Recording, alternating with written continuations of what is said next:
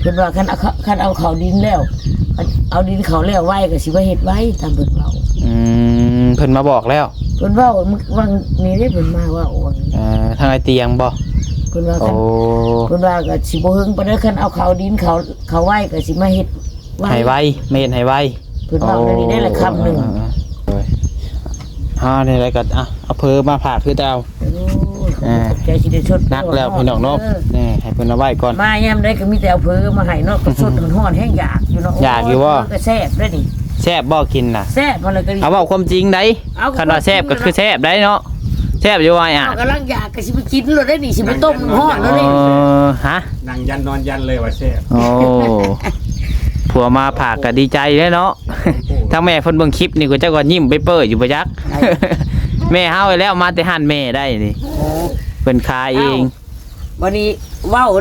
ฝากเด้อหั่นแม่หั่นขอบใจหลายๆนี่ก็สิขอบใจแล้วนี่ก็สิไปต้มกินเลยได้นี่สิต้มกินเลยง่วยอยากแห้งยังบ่ทันกินข้าวเที่ยงบ่เบิ่งเอามาให้แต่มื้อแต่ผู้ซื้อก่อนหั่นก็เอามาแล้วก็บ่3เทื่อเลยได้มื้อเอามาให้นี่อะไรเนี่ยว่าบัดนี้มื้อวานนี่บ่ได้เอามาวานซื้อนี่ก็บ่ได้เอามาแต่ก็อยากแห้งบ่เนาะแห้งอยากแล้วมื้อนี้บ่ได้กิน2มื้อเฮาเลยย่านจุเจ้าอันเปิดว่ะบ่เปิดได้มากินทุกมื้อบ่อยากกินทุกมื้อแล้วมันแซ่บด้วยมันสิมาตัวกินยังให้แม่อยากจังเว้าเนาะบ่ก็แนวใดไปเบิ่งไปฮะบางเทื่อมีผู้ซอยมามีผู้ซอยมาโดยอ๋อลังเทื่อได้ลังเทื่อลังที่โดยโอ้สิฝาก3ถุงได้บัดนี้แล้วมันเหนียวหลายสิหาคนมาซอยบ่ก็ยังบ่ทันได้ว่าก็เกินไว้ก่อนเกินไว้ซื่อๆโดยบางทีอาจสิมีคนมาอยู่นํบ่แบบนี้บ่มีผู้มาซอยหั่นนะมาซอยละล่ะบ่ได้ซอยละล่ะและซอยอยู่นํนี่แหละว่าเพิ่นมาอยู่ซอยคนดินเบิ่งไปว่าเพิ่นมาซอยเวียกซอยงานมาเฮ็ดเวียกเฮ็ดงานก็มาอยู่นํนี่แหละ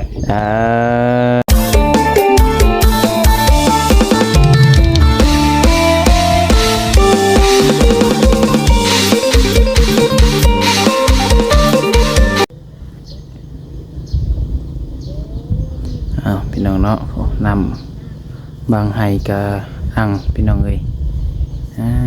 ทั่วเบิ่งหนทางพี่น้องมาเลตุ้มเป๊ะ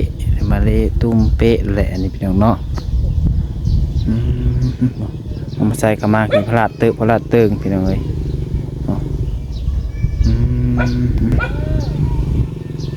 พี่น้องเนาะหนทางหน้าบ้านเพื่อนของไออาจเพิ่นพี่น้องเอ้ยเอาเด็กแจ้งอยู่บ่ล่ะพี่น้องเนาะโอ้ยกราบทักทายสบายดีสวัสดีพ่อแม่พี่น้อง FC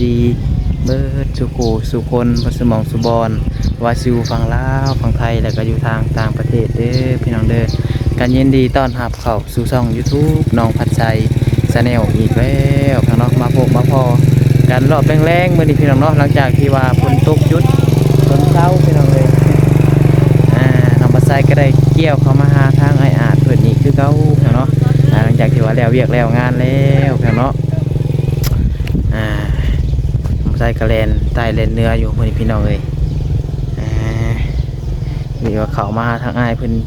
เอาข้าวเปียกก๋วยเตี๋ยวมาผ่าทั้งเพิ่นพี่น้องเนาะ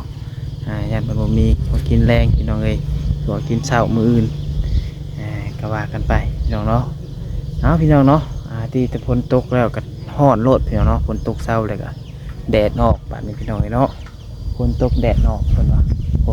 มาบัดนี้ทางนี้ก็คนไทยให้ไทยนาไทยหุดไว้แหละพี่น้องเนาะ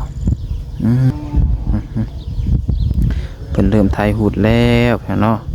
เจ้าว่ามืออื่นไทยนี่ไปจักบาทนี่เนาะมาไทยให้ที่พอเฮามักมาจอดรถนี่แหละพี่น้องเนาะคันเพิ่นมาไทยนี่ก็แล้วครับพี่น้องบ่มีบ่อนจอดรถรถใหญ่นะพี่น้องผู้ที่ขี่ใหญ่มาแล้วน้องมาใจบ่ญาติเนาะขี่รถจักรพี่น้องเนาะนอกจากว่าคันพื้นไทยแล้วเขาต้องสะตัวนี้สะดินนี่ไว้เห็นเพียงพี่น้องเนาะจังมีบอลจอกบอลเอียรถมันก็สิง่ายแน่พี่น้องเนาะขณะว่าพ่นตกก็คือเก่าพี่น้องเหยียบบ่ได้บอลดินนั่นเนาะเรื่องรถน้องใจพี่น้องเนาะขี่เข้ามาเมื่อเช้านี่เฉพาะขี่เข้ามาเกินในอาดได้นี่พี่น้องเลย ขี้ต้มอันนี้มันขี้ต้มนั่นแหละพ่อถูกจมอยากหาข้าวฮอดในเฮือนเพิ่นแล้วแบบนี้เพียงเนาะ มันจอดรถในเฮือนก็ดูข้านปัดเนาะเอ้ยฮอดยามพ้นจะมีแต่ขี้ง้อรถไปเพียงเอาลายมันก็เอาเพื่อมาฝากเพิ่นเนาะอันมื้อเราบ่ได้เอามาเพื่อก๋วยเตี๋ยวเอามาให้เพิ่นพี่น้องเนาะซองไอ้น้องเพิ่น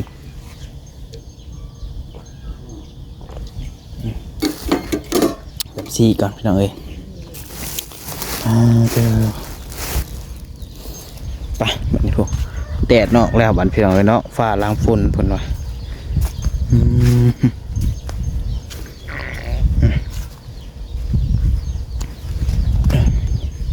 ทางซองไอ้น้องเพิ่นลมยังกันเด้เนาะ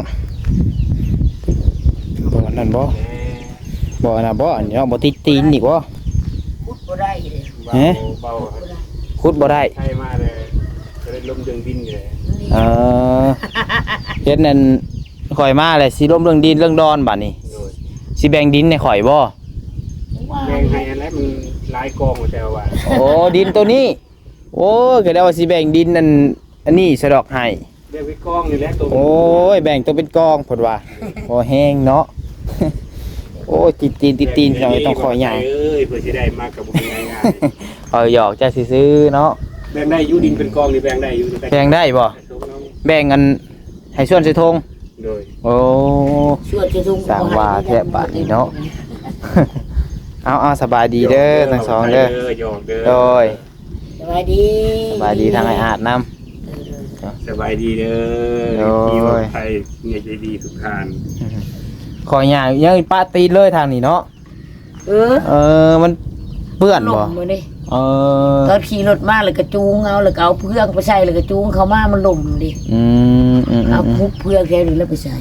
โดย แล้วก็น้ำไหลเขาหันมือเศร้าเลยก็เอาบริใส่เกิบเลิกเลยดิ สุกดินเขาทั่วอีก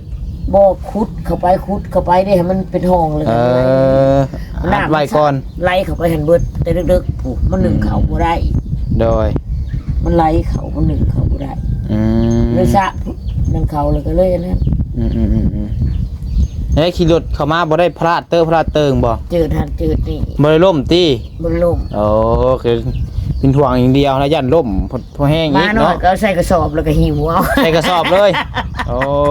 ย ปอนข้อมันออกมาแล้วก็หิวเอามัดเส้นก็หิวมันก็ปอนข้อออกมาอยู่หั่นแหละ เบื้องหนึ่งขับรถเบื้องหนึ่งกินหิวมา ดหอยเส้นหันเลย โอ้ก็ได้ว่าเบื้องหนึ่งขับรถเบื้องห แล้ว นึ่ง ก็ หิว ปอน มา ข้อมันว่าพอดีได้ลงหันโลดคันแม่นนั่นจับเขาเดียว ใส่กระสอบแล้วก็มัดใส่หันเหมือนก็ปอนข้อมันออกมาแล้วมันก็อยู่หันแหล้ว ก็ได้ว่าโอ้สิเก่งแท้ว่าจับขับรถเบื้องเดียวน้องพัดไซยังกันขับสองเบื้องยังเกือบล่มเลยมื้อเช้า แห้ง นี่ สิล่มคักแล้ว ตอนออกเมื่อนี่ก็เกือบได้นี่ตีท้ายกากรถ ทางมันลื่นดิ หน้าเฮือนที่เจ้านี่หมื่นแห้งเลยแถวนี้ มือแห้งอยู่อันนี้จังว่าสิเฮ็ดจังได๋จังว่าอุบอยู่เดี๋ยวนี้ เฮ็ดได้ก็บ่ได้ดอกนอกจากซื้อหินจังผมมาใส่เนาะต้องได้ปะไปนี่พี่น้องเอ้ย บ่ได้ดอกมาก่อน มันบ่แม่นดินทรายเป็นดินดากคือกันมันมืนเนาะ เพิ่นนั้นมาเฮ็ดอันนี้ก็สิแนนไปนำอยู่ดอกเพิ่นมาเฮ็ดเจ้าเหยียบก็สิแนนเขาอยู่ มาเฮ็ดหยังมาเฮ็ด มาเฮ็ดครัวอันนี้มาเฮ็ด กอเกยนี้ เพิ่นว่าคันเอาเขาดินแล้วเอาดินเขาแล้วไว้ก็สิมาเฮ็ดไว้ตามเพิ่นเว้า เพิ่นมาบอกแล้ว เพิ่นเว้าวังนี้ได้เพิ่นมาว่าวัง ทางไอเตียงบ่ เพิ่นว่า โอ้ เพิ่นว่าก็สิบ่ฮึงปานใดคันเอาเขาดินเขาไว้ก็สิมาเฮ็ด ให้ไวไม่เฮ็ดให้ไว เพิ่นเว้าได้ได้ละคำหนึงเพราะว่ามันก็มีมาแน่เด้เพิ่นว่าง บฮะงบก็มีมาหลายเติบแล้วว่างั้น เพิ่น เนาะ ว่าสิมาเฮ็ดไปเรื่อยๆแล้วก็สิบ่ใครบ่เพิ่นว่า คันเอาดินเขาแล้วเขาคิดว่าเรื่องนี้ได้ละคำหนึง โดยนี่อะไรก็เอาเพิ่มมาผ่าคือเจ้า ใจสิได้ชด นักแล้วพี่น้องเนาะนี่ให้เพิ่นเอาไว้ก่อน มายามได้ก็มีแต่เอาเผือมาให้เนาะกับสดฮ้อนๆแห้งอยากอยู่เนาะ อยากอยู่บ่ ก็แซ่บได้นี่ แซ่บบ่กินน่ะ แซ่บมันเลยก็ดี เอาเว้าความจริงได้คันว่าแซ่บก็คือแซ่บได้เนาะแซ่บอยู่ว่าอ่ะ เอากำลังอยากก็สิไปกินเลยได้นี่สิไปต้มฮ้อนแล้วนี่ ฮะ นั่งยันนอนยันเลยว่าแซ่บ โอ้ผัวมาผากก็ดีใจเลยเนาะทั้งแม่เพิ่นเบิ่งคลิปนี่ก็เจ้าก็ยิ้มไปเปิดอยู่บ่จัก แม่เฮาไว้แล้วมาแต่หันแม่ได้นี่ เพิ่นขายเอง วันนี้เว้า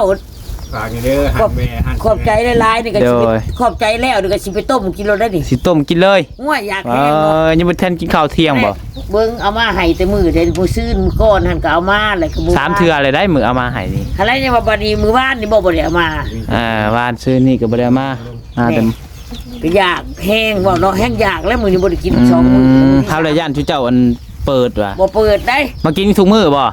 ยากกินคู่มื้อแล้วมันแซ่บด้วยมันสิมาตัวกินเลี้ยงให้แม่อยากจังเว้าเนาะ โดยโอ้ อยากเพิ่นสิเว้าสดถึงฮ้อนโอ้ กินกัน ไปเด้อ โดย ใจหลายๆเด้ โดย เพิ่นเอาเพิ่มมาให้ บ่เป็นหยังแบ่งปันกันกิน โดยอยู่พวกกับใจหลายๆขายดีๆเด้อ โดย ลูกค้าเข้าหลาย สาธุ ๆ เอา ไหลกองทองไหลมาโอ้ยขายเพิ่งขายดีๆแต่ละมื้อ โดย ละ2-3หม้อปุ๊บ สาธุ น้ำสุดก็ได้ โอ้ยหมอเดียวก็ยังเงินผู้ขายยังสิเป็นวินแล้วคันเบิดหมอหนึ่งฮะ เพราะว่าขายหลายอย่างเด้ขายปิ่งขายตำขายทุกอย่าง ครบว่าไงก็ ขายอยู่พี่บุญขายอยู่ตลาด ข้างหุมอเลยเก่าเด้ข้างหุมอทหารน่ะ โอ้พุ่นเนาะ แมนเพื่อนนั่นเพื่อนแม่แก้วฮู้บ่แม่แก้วเพิ่นเป็นแพทย์ดอกเพิ่นก็สิซ้ำกับเจ้านี่แหละเพิ่น ขายอยู่ตลาดบ่หรือว่า อยู่ข้างหุมอสมมุติว่าอันนี้ห้องหมอเห็นบ่เฮาขี่กันไปทางนี้นี่ห้องหมอนี่ แม่นเลยข้างห้องหมอเลย โอ้ยอย่าเป็นห่านตัวที่อันนั้นหักผ่านไปอยู่ของบ่ได้เข้าสักเกือผ่านไปขายอันผ่ามือสองตั้งแต่ยามพ้นแล้วไปตลาด โดย น้อยเด้ เลยหักกระแนมมึงอยู่ของบ่ได้เข้าจักเทื่อเพราะว่าบ่มีเงินซื้อดิ กายเข้าไปกายทางนู้นก็แวได้แวลินแวนัง ดื้อ ให้กินน้ำดีดอกเผลอจักถ้วยเนาะบ่ให้ซื้อดอก ใจละลายเด้อเอ้ย โดย เรื่อย เบิดอยู่บ่เฮามาให้กินเถื่อคือ ได้ เบิดบ่ เบิด ยันว่ามาให้หลายโพดคือว่ามันน้อยโพด แห้งอยาก อิ่มบ่ อิ่ม คะแนนว่าเอามาให้น้อยโพดแล้วเสียว่าเพิ่มมาอีกคะแนนว่ากินบ่เบิดแล้วสิผ่อนลงกว่าเก่าหั่นนะ แล้วอันนี้ก็ มั ไล่แล้ว มันจังบ่อันเสียของ โดย บอกง่ายๆกับพี่น้องเนาะเอาโจทย์ว่าเฮาเอามาให้หลายโพดเฮาก็สิลดลงแม่นบ่คะแนนว่ามาให้น้อยโพดกินบ่อิ่มก็สิให้หลายขึ้น บ่พอสิ ว่าแบบตรงๆมาได้พี่น้องเนาะ พอดีอิ่มเลยนะพอดีแซ่บพอดีอิ่มเลยถ้าหลายพอดีก็บ่ได้แล้วมันเปิดเสียดายนะบัดนี้พอดีอิ่มพอดีแซ่บรถนี่ โดย หลายคนนี้ก็บ่ได้แล้วมัน คนละทงครับไม่อาจเพิ่น โดย สดห้องโดยยังได้แล้วไปเลยบัดนี้ ว่าได้ไปตุ่มกิน โอ้ย ดังไปปุ๊บปัง โอเคจ้ะเดี๋ยวลงก็ไม่อาจก็ได้ ต่อไปนี้บ่ได้อาจจะได้ฝาก3ถุงได้ต่อไป ฮะเอาคือว่าสั้นละบัด เอา นี้ เกินไปก่อนนี่แหละ ฝาก3ทงบ่บัดนี้ โบแน่กัน สิ แหละ สิมีคนมาอยู่น้ำอีกบ่ก็แนวใด เบิ่งไป ฮะ บางเทื่อมีผู้ซอยมา มีผู้ซอยมา โดย อ๋อ ลังเทื่อได้ ลังเทื่อลังที่ โดย โอ้ อาจจะฝาก3ถุงได้บัดนี้ แล้วมันเหนียวหลาย สิอัน ผู้ซอยก็ หาคนมาซอยบ่ เหนียวโคตร แต่ยังบ่ทันได้ว่าก็เกินไปก่อน เกินไว้ซื่อ โดย ๆบางทีอาจจะมีคนมาอยู่น้ำบ่แบบนี้บ่ บ่มีผู้มาซอยหั่นนะ มาซอยละล่ะ บ่ได้ซอยละล่าและซอยอยู่น้ำนี่แหละ ว่าเพิ่นมาอันอยู่ซอยคนดิน เบิ่งไปว่าเพิ่นมาซอยเวียกซอยงานมาเฮ็ดเวียกเฮ็ดงานมันก็มาอยู่น้ำนี่แหละ เด้อ ยังว่าบ่ได้นะเพราะว่าเพิ่นก็เมื่อบ้านเมืองเฮือนเพิ่นโดนแล้ว ผู้ได้อ้ายผู้หนึ่งครับบ่ ก็ยังบ่ทันได้ว่าหยังว่า เอ้า ถ้าเบิ่งเอา ต้องรุ่นอีกว่านี่ โดย บอกก่อนก็บ่ได้ บ่ได้ บ่ได้อีก คันบอกก่อนยันเพิ่นบ่มาครับเพิ่นประกันตัวอีกเด้บัดนี้ อ๋อ ให้เพิ่นมายืนยันด้วยตัวของเพิ่นเอง ต้องถาเบิ่งเอาซั่นซะ โดย สิเป็นไผเด้พี่น้องเนาะ เพิ่นสิเพิ่นสิมาแล้วก็ให้เพิ่นมายืนยันด้วยตัวของเพิ่นเอง โดย เชื่อว่าไปแล้วเพิ่นบ่มาก็มันก็สิเสียสัตว์ นั่นนะ เสียสัจจะเนาะ โดย โอ้บอกเลยว่าเป็นไผเป็นพี่น้องบอกว่าคนหูจักกัน ก็บอกว่าทันได้แต่เพิ่นมา อ๋อพี่น้องก็บอกบ่ได้ยันเอาเป็นญาติพี่น้องคือว่าเป็นคนหูจักกันละล่ะนะ คันบอกไปแล้ววันนี้เพิ่นบ่มาวันนี้มันก็บ่ได้อีกให้เพิ่นมาก่อน รุ่นเบิ่งซาพี่น้องเนาะ เอาให้ลง อีกประมาณจักมื้อ ก็ประมาณมื้อ2มื้อนี่แหละ ไว้นี่เนาะ 2มื้อ3มื้อนี่แหละ เห็นจะได้คนมาหาอันซอยส่วนดอกชนดินนี่เด้อติ โดย เพราะว่าทางอันเจียง เพิ่นก็ไปๆมาๆอยู่ดอกบ่าวกระไสเอ้ยเพิ่นก็ไปๆมาๆอยู่ ผู้ใดเด้เนาะเบาเงาะป่าบ่คือว่าไผเนาะ เดี๋ยวเบิ่งไป เบิ่งไปเอาซะพี่น้องเอ้ยเบิ่งก็เบิ่งซะเนาะ เออบ่แน่อาจสิมีฝาก3ถุงได้ต่อไปนี้ โดยโอ้ย3-4ก็ฝากได้คะแนนว่าของกินในห้างแต่ก็พออันซอยได้อยู่พี่น้องน้องปัดไซกันเนาะแม่เพิ่นเฮงเงินอยากให้เอาไปฝากทุกมื้อว่ะเฮาเพิ่นโอ้ยย่านเพิ่นเปิดได้ว่ะฝากก็ต้องไปเตียวมาให้กินเด้อแต่หลายก็ให้ขายดีเด้อเป็นที่น้ำที่ทาเด้อแม่เด้อสาธุน่าก็เอามาพักอันเราแซ่บอยู่เนาะย่านนั้นเอามาทุกมื้อเพิ่นเปิดหั่นนะเพิ่นว่าทางไอ้เตียงเพิ่นว่าให้คนดินเขาแล้วไว้แล้วเพิ่นสิหาสร้างมาเฮ็ดให้บ่ก็ยังบ่ทันได้ว่าคนดินแล้วก่อนคนดินแล้วไว้ก็ดีเพิ่นว่ามันแม่นไว้เพิ่นว่าเพิ่นก็รวบรวมอยู่ตอนนี้ยังรวบรวมอยู่ยังรวบรวมงบอยู่เนาะยังเปิดรับอยู่ว่าง่ายก็งบก็พี่น้องเข้ามาคือว่าให้เต็มไว้ให้ดีที่สุดว่าไงสิถ้าดีทุกอย่างนั่นแหละอาจสิเป็นการเพิ่มคนมาเฮ็ดให้ไว้คือว่าก็โดยมันให้เต็มไว้แล้วก็ดีเพิ่นว่าคันแล้วไว้ก็มีแต่ขอดีแล้วพี่น้องเนาะคันแล้วซ่าก็บ่อยากดีมันได้พี่น้องเอ้ยแล้วไว้นี่คันว่าฝนตกยังมามันก็สิมันแจกไปเลยเนาะมันก็สิส่วนบ่ยากปานใดพี่น้องเฮาแล้วเลยเด้เฮาก็คันบ่แล้วในที่มันสิกองอยู่หั่นสมมุติว่ารถเพิ่นมาไทยหุดหน้านี่ให้นี่อีกพอแห้งเนาะทางรถยาวรถใหญ่เพิ่นได้ผู้ที่เพิ่นนั้นขับรถใหญ่มามันสิเอี่ยวยากนะความหมายสมมุติว่ามาอันเอาสะนี่แล้วนี่ยังว่ามีบ่อนเอี่ยวรถกับรถแน่เนาะลงบ่ได้เด้บ่สมมุติว่าฝนบ่ตกคันฝนบ่ตกนี่มันก็เอี่ยวได้อยู่นี่พี่น้องเขามาเหยียบได้อยู่มันก็สิบ่ได้คือว่าเห็นเบาแซนมันเข้ามาบ่แซนก็เข้ามาบ่เตียงก็เข้ามามีแต่เบาแซนกับเบาเตียงบ่เข้ามามื้อนี้โดยกับเบานิ้วก็เข้ามาแล้วกับเบาพัดไทยเลยโดยขี่ทานมามื้อนี้เพิ่นกล้าเข้ามาเฉยเบาแซนเนาะโอ้คือว่าใจอยู่ได้นี่เบิ่งคนทางจนหมุนเบิดเลยคนทางเปื้อนฮะบ่ได้มีหอยติดบ่หอยติดของคาบ่มีบนคาสงสัยเพิ่นจะทังแห้งนั่นแหละอย่าเป็นคาเนาะบ่แล้วบ่เตียงดีน้ำหนาวไปเด้ตอนออกครับบ่เตียงออกก่อนบ่เตียงเข้ามาบ่แสนยังอยู่ที่เพิ่นหากันพอดีออกพร้อมกันสงสัยเพิ่นถึงญาติมันติดแล้วเนาะบ่แสนเพิ่นไอ้บ่เตียงออกไปก่อนพอได้ดึงกันติบ่เตียงเพิ่นบ่ย่านอยู่แล้วเพิ่นลงคนไทยนาเพิ่นเพิ่น4เด้เพิ่นขับ4เด้เดี๋ยวขับ4ล้อเนาะของเพิ่นขับเกิน4ล้อเพิ่นบ่ย่านอยู่แล้วบ่ได้เกี่ยวล้อบ่ค่าดอกโดยนอกจากว่าลุยลีล้อเนาะลุยลีล้อค่าแท้พี่น้องเอ้ยพังไปนำกันเข้ามาเยี่ยมรอบแรงๆมื้อนี้ก็เนาะมาอัปเดตเบิ่งมื้อนี้นี่เฮ็ดยังบ่ได้แหละมื้อนี้พี่น้องเอ้ยพังเบิ่งมื้ออื่นคะแนนว่ามันแดดนี่ก็คือสิคอยส่วนได้อยู่เนาะก็เล็กน้อยๆหั่นแหละพี่น้องเอ้ยความจะเต็มเบิดเด้ท่านี้ก็เต็มลายเติบเลยแต่เอามาสาดแถวๆนี้เห็นบ่ปานนี้ใช่แถวนี้บ่เตียงบ่ได้สาดให้เต็มแถวนี้ก็ปรับแล้วบัดนี้มองได้มันสูงก็ขุดลงแล้วบัดนี้ปรับเห็นเพียงเนาะโดยสาดแล้วก็ปรับแล้วบัดนี้มองได้มันขุดมันต่ำก็เสริมใส่มองได้มันสูงก็ขุดลงโดยไปแต่เล็งมือให้บ่เตียงเพิ่นนี่ก่อนเพิ่นอยากเฮ็ดแม่นเอาเข้ามาตัวนี้ก่อนนั่นแหละคือว่าวนั่นแหละเนาะบางเทื่อ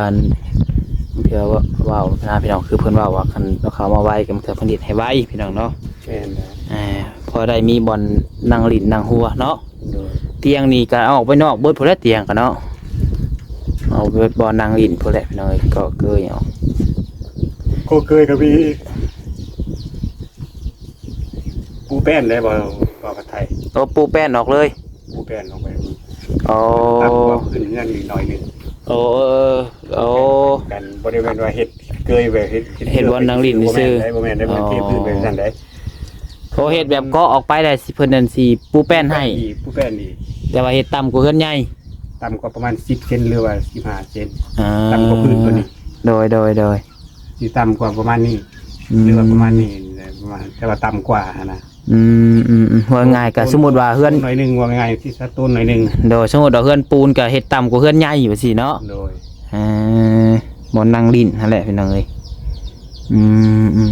เฮาเลยคิดว่าเพิ่นสิเฮ็ดก็ออกไปให้ซื้อนะคือว่าบ่นั่งรถนั่งลิ้น เป็นผู้แพทย์ดีแล้วผู้แพทย์ ดีแล้วซะ เคยนั่ง เนาะ เย็นเพิ่นว่า แต่ว่ายามแรงยามหยัง เย็นก็ได้ บ่นอนลิ้นเนาะนอนลิ้นนั่งลิ้นแขก ครับคนว่าง่ายสิซะ โดยแขกคนมากครับพี่น้อง สิบ่ได้เข้ากองตาราง ถ้าเบิ่งพุ่นแหละพี่น้องถ้าเบิ่งบัดมันแล้วเนาะก็อีอองอีกก็สิใหญ่ตื่มแล้วป่านนี้เนาะใหญ่ออกกว่าเก่า แม่นอยู่ก็สิแน่นหนากว่าเก่าอีกมันหลายเสาที่ยึดกันไว้ โดยอันนี้ก็6เสา6มาเพิ่มอีก2คือว่า3ก็เป็น9เนาะ อีก3เลย จังขี้เนาะ 2 3มันต้อง3เสาอยู่แล้ว โดย3ก็เป็น9สว่าง่ายกันเฮือนก็เฮือน9เสาเลยเนาะ โดย9เสาพี่น้องเอ้ย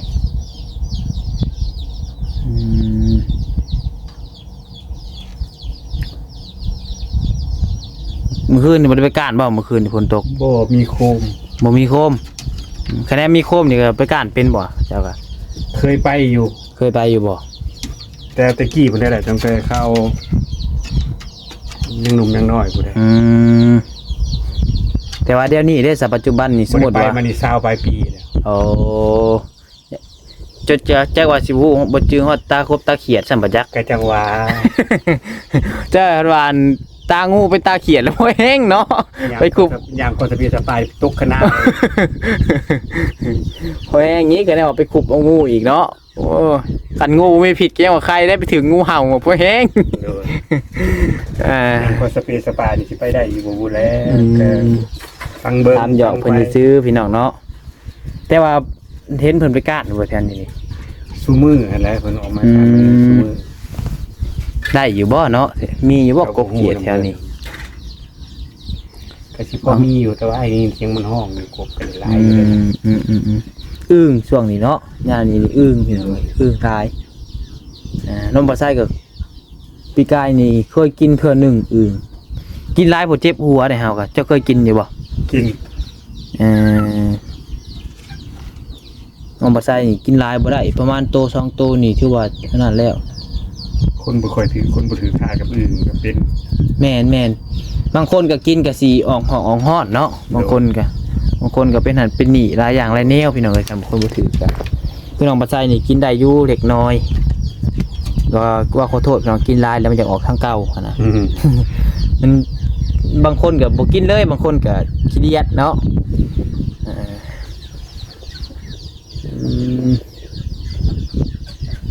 ตัวไหนเด้ ไปหน้าเพิ่นดอก ทางหน้าเพิ่นได้เพิ่นแล้วเพิ่นไปต้มเลยพี่น้องเนาะนี่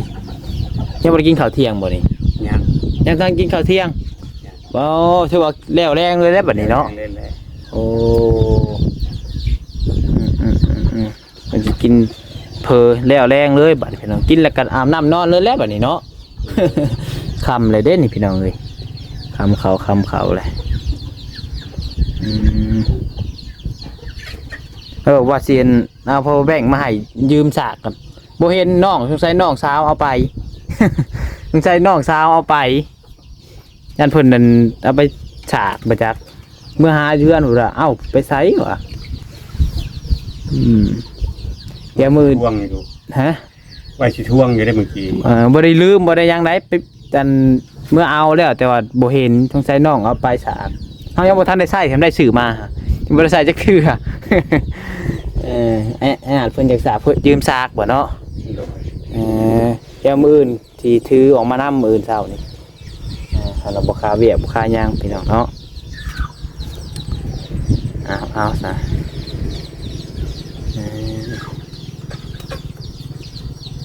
เป็ดไก่หมูหมาเพิ่นก็ลาย เป็นผู้ขาเบิดตั้งแต่เมื่อวานบ่ได้ทราบบ่ฮู้ข่าวหยังเลย บ่ได้เบิ่งหยังเฟซไลน์หมู่ก็บ่ได้เบิ่งเลย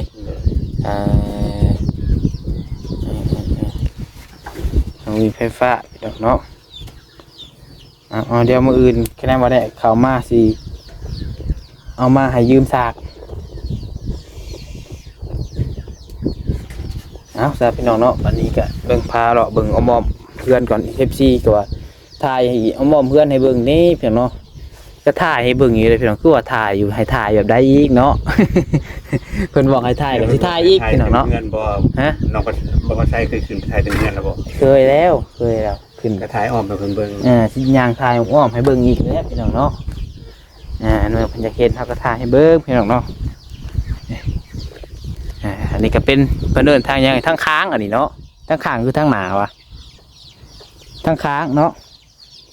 ทางข้างนี่พี่น้องเอ้ยนี่ก็สิเป็นทางหน้าบ่ทางขึ้นแล้วว่าเพิ่นเกาะเกยออกมาก็เสร็จเกาะออกมาทางนี้แหละพี่น้องเนาะต่อมาอีก3เสาเนาะ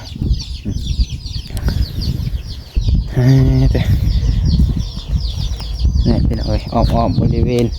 บ้านเรือนของไอ้อาพี่น้องเนาะเห็นห้องน้ำอย่างหลายอย่างเนาะ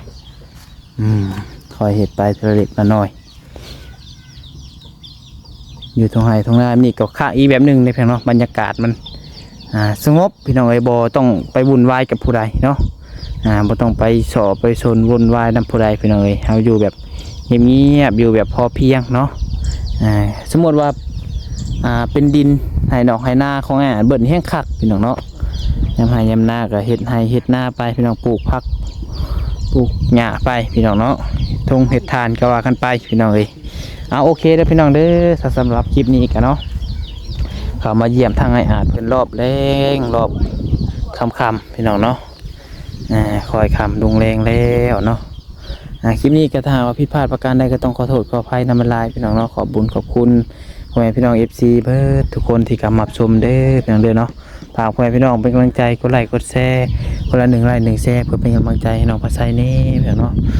สำหรับคลิปนี้ขอลาไปก่อนแล้วพี่น้องเอ้ยขอให้ทุกคนอยู่ดีมีแรงสุขภาพร่างกายแข็งแรง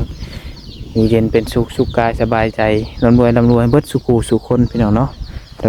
ยสุดท้ายนี้ขอกล่าวคำว่าสบายดีพี่น้องเอ้ย